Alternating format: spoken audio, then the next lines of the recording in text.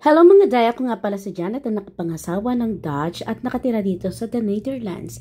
So for today's video mga day, ay napunta nga kami dito sa forest. Ito ay public, meaning pwede itong puntahan ng kahit sino. At dito nga mga day ay marami nga kastanyas. Uso nga pala itong kastanyas na ito tuwing sasapit nga ang autumn at winter. Ito nga pala ay maraming uri kung paano itong lutuin. Either pwede mong ihawin gamit ng apoy, at kahoy, syempre, at o kaya ilaga, o kaya pwede rin natin i-oven. So, napakaraming ang bunga. Ito nga yung puno niya mga day ay tinuturo ko sa inyo. Sobrang dami nga namin nakuha ng aking biyanan at napakahilig ka ng aking biyanan sa kastanyas. Ako, never ako kumain ng kastanyas. Pero this time ay itatry nga natin ito kainin. So, marami nga kami napulot na at halos kalahati ng balde ang amin nakuha. Ganong kadami mga day. Dahil wala namang kumukuha nito. So, at nasa ground naman ito. Kung tutuusin mga tayo, dito sa the Netherlands, kapag pagbumayari ng nature, hindi ka pwede kumuha ng kahit ano. Dahil kami ay pasaway, kumuha kami ng ating biyanan, o diba? Iisa ang aming utak, o diba? So, kasama nga namin nanguha dyan si Sarah. O nga pala, ito ay may kaparehang isang kastanyas. Yung isa is wild, hindi nyo pwede kainin. Itong kastanyas, ito yung palatandaan mga day.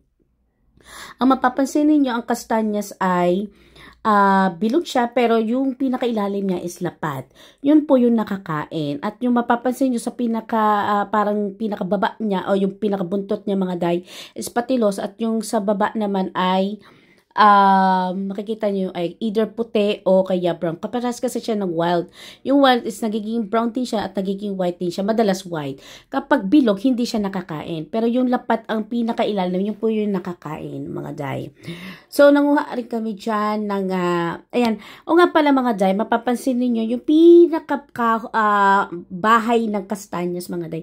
Hindi nyo basta-basta pwedeng pulutin talaga. Dahan-dahan lang talaga. As you can see, kikis, tignan ninyo mga dahi.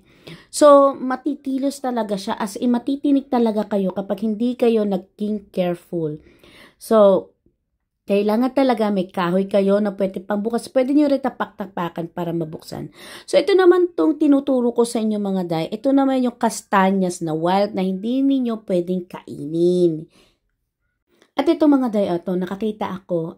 Diba, nakita nyo, medyo bilog siya. Hindi, oblong din siya, pero mapapansin nyo, pinakailalim niya, hindi po lapad. At diba, minsan puti din at brown yung pinakadulo niya. So, yan po ay hindi nakakain. So, yung mga ibang animals, nakakain nila yan, pero tayo mga tao, hindi natin yan pwedeng kainin. So, yun po pinagkaiba. Kapag po kayo napatpat sa mga malalamig na bansa, hindi ko alam kung tumutubo rin ba to sa mga tropical, but I don't know. I'm not sure, no? So, yan, tignan niyo yung bahay niya. Diba? Parang lang siyang rambutan, mga day.